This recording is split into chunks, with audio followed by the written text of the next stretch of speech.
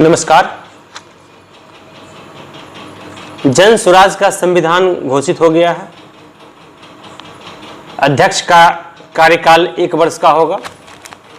जन स्वराज से जो वाकिफ नहीं है मैं उनको बता दूं, जन स्वराज बिहार में एक नई पार्टी है जो 2 अक्टूबर को लॉन्च हुआ है। लेकिन मैं आपको ये वीडियो क्यों बना रहा हूँ, ये वीडियो मैं आपको क्या बताने के लिए बना रहा हूँ, तो मैं ये वीडियो बना रहा हूँ आपको कि जन स्वराज दावा करती है कि जन स्वराज देश का पहला दल है जो राइट टू रिकॉल लागू करेगा। राइट टू रिकॉल लागू करेगा। सबसे पहले मैं आपको बता दूं कि राइट टू रिकॉल होता क्या है। राइट टू रिकॉल है कि जैसे मान लीजिए वापस बुलाना, यानी अधिकार है, वापस बुलाने का अधिकार है। ये इसको सीधा समझिए कि मान लीजिए कोई जन स्वराज का कोई विधायक बनता है, जन स्वराज का कोई विधायक बनता है और लोग उसे पसंद बनने के बाद वो लोगों के लिए काम बेहतर तरीके से नहीं कर रहा है, तो जन स्वराज पार्टी को अधिकार है कि उसको राइट टू रिकॉल कर ले, उसको बुला ले, उसको वापस बुला ले। लेकिन ये उसके संविधान में लिखा हुआ है। पहले मैं कुछ बातें जो है वो मैं आपको बता दूं, फिर मैं इस पर डिस्कशन करता हूं कि क्या इसका मतलब क्या है। प्रशांत किशोर ने जन स्वराज पार्टी के संविधान के मुख्य बिंदुओं की घोषणा की है। उन्होंने कहा अध्यक्ष का कार्यकाल 1 साल का होगा, लीडरशिप काउंसिल का कार्यकाल 2 साल का होगा, जन स्वराज देश का पहला दल होगा जो राइट टू रिकॉल लागू होगा। जनता ही अपना उम्मीदवार का चयन करेगी और जनप्रतिनिधि को मध्य कार्यकाल में ही हटाने का अधिकार भी जनता के पास होगा। जन स्वराज ने चुनाव आयोग को अपने आधिकारिक झंडे के लिए आवेदन दिए हैं। उसमें महात्मा गांधी के साथ साथ बाबा साहब अम्बेडकर का भी चित्र होगा।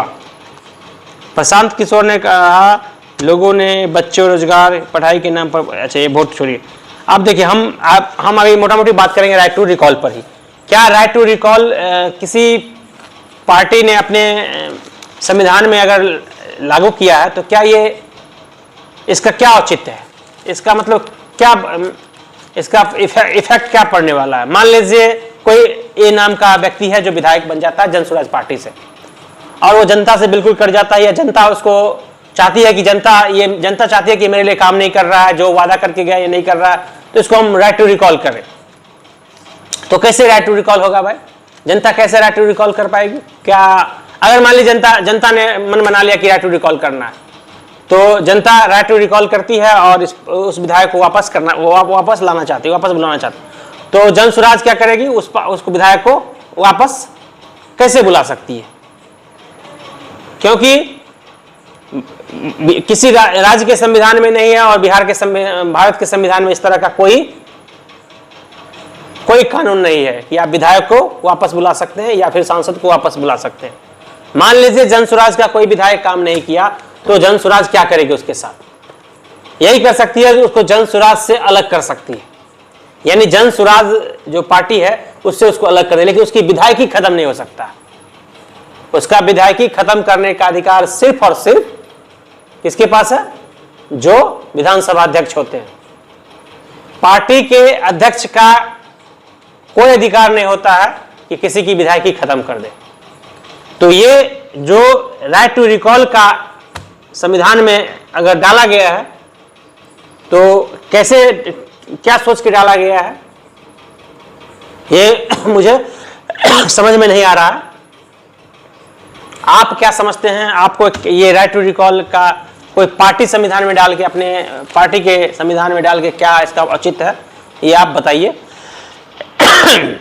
जहां तक मैं समझ पा रहा हूं इसका कोई खास औचित्य नहीं है। आप बहुत करेंगे तो उसको पार्टी से निलंबित कर देंगे। तो पार्टी से निलंबित ऐसे भी कर सकते हैं। राइट टू रिकॉल का सिर्फ बहाना देके आप या राइट टू रिकॉल का आप कोई मतलब ही नहीं है कि हम राइट टू रिकॉल के तहत इसको पार्टी से निलंबित करते हैं। पार्टी से निलंबित करने से कोई मतलब नहीं है। वो विधायक पहले भी था और निलंबित होने के बाद ही वो विधायक रहेगा, तो इसका कोई औचित्य नहीं है। तो आप क्या सोचते हैं राइट टू रिकॉल को लेके?